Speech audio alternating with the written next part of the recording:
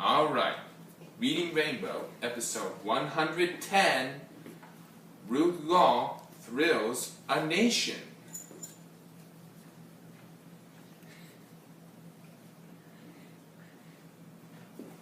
On November 19, 1916, Ruth Law tried to fly from Chicago to New York City in one day. It had never been done before. It was a frosty, blustery morning. Ruth woke up before dawn, but she did not feel the cold. To get used to the cold weather, she had slept in a tent on the roof of a Chicago hotel. She put on 2 woolen suits, one on top of the other. Then she put on 2 leather suits and covered her bulky outfit with a skirt. In 1916, a polite lady always wore a skirt. It was still dark when Ruth went to Grant Park on the Lake Michigan shore, where her plane was waiting. It was the tiny one she flew in air shows. Ruth called it a baby machine. It was good for stunts like Loop the Loop, but it was small and old. Ruth had tried to buy a newer, bigger plane for her long flight, but Mr. Curtis, the manufacturer, had refused to sell her one. Hundreds of pilots had already been injured or killed flying, and Mr. Curtis did not believe a woman could fly a large plane. Mechanics had worked all night on the plane. They had attached a special windshield to protect Ruth from the cold wind, and had added a second gas tank so she would not have to stop for fuel more than once. Now the plane could carry 53 gallons of gasoline, but the additional gasoline made the plane too heavy. To get rid of some extra weight, the mechanics took the lights off the plane. Without them, Ruth would have to reach New York City before nightfall. The freezing weather made the engine hard to start. More than an hour passed before Ruth could get underway. At 7:20 a.m., Ruth climbed into the cockpit. She removed her skirt and stuffed it behind her seat. Good sense defeated fashion. She opened the throttle. The plane leaped forward and bounced over bumps and hollows. It raced awkwardly across the ground, then lifted toward the sky. A fierce wind whipped through Chicago. It shook and tossed the small plane. A dozen onlookers watched in fear. A mechanic cried. Ruth struggled to steady the plane as it dipped and pitched in the wind.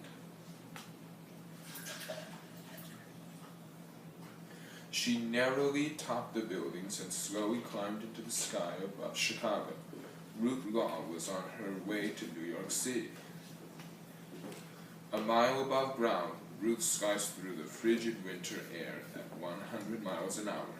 She set her course by consulting the crude scroll of maps she had taped together and attached to her leg. She also had a compass, a clock, and a speedometer. Ruth flew for nearly 6 hours. She was depending on the wind to help carry her from Chicago to New York City, but the wind died down. Only gasoline propelled the plane. At approximately 2 p.m. Eastern Standard Time, she neared Horno, New York, where a group of supporters was waiting. Then the engine quit. The fuel tank was empty, and Horno was still 2 miles away. The plane pitched slightly and sank. Ruth had only one chance to make a safe landing.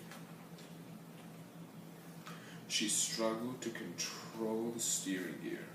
The field seemed to come up at her. The crowd of spectators spilled into her path. The plane brushed their heads. Ruth was on the ground. She was so cold and hungry that she had to be helped to a nearby car. She was driven to a restaurant for a lunch of scrambled eggs and coffee while her plane was refueled. She had flown 590 miles nonstop. It was a record. No one in America had ever flown farther, but Ruth's flight was not over. At 3:24 p.m., Ruth set out again for New York City. All day, newspapers told the story of Ruth's flight. A crowd in Binghamton, New York had turned out, hoping to see her fly overhead. They were not disappointed. At first, she was just a speck in the sky. but soon she was making a striking cameo against the late afternoon sun. Suddenly, the plane slanted toward the ground and disappeared behind some trees. "She's down. Something's broken." Nothing was broken. Ruth had decided to land. New York City was 2 hours away, but she would not be able to read her instruments in the dark. She tied the plane to a tree, wrapped her skirt around her, and accepted the hospitality of strangers. The next morning, Ruth flew to New York City. When she landed, an army general and a military band were there to greet her. Ruth was a heroine. "You beat them all," the general said as he shook her hand. Newspapers heralded her feat. President Woodrow Wilson called her great. A huge banquet was given in her honor.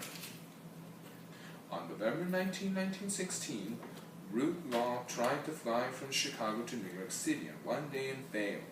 Still, she set an American nonstop cross-country flying record, 590 miles, and thrilled the nation.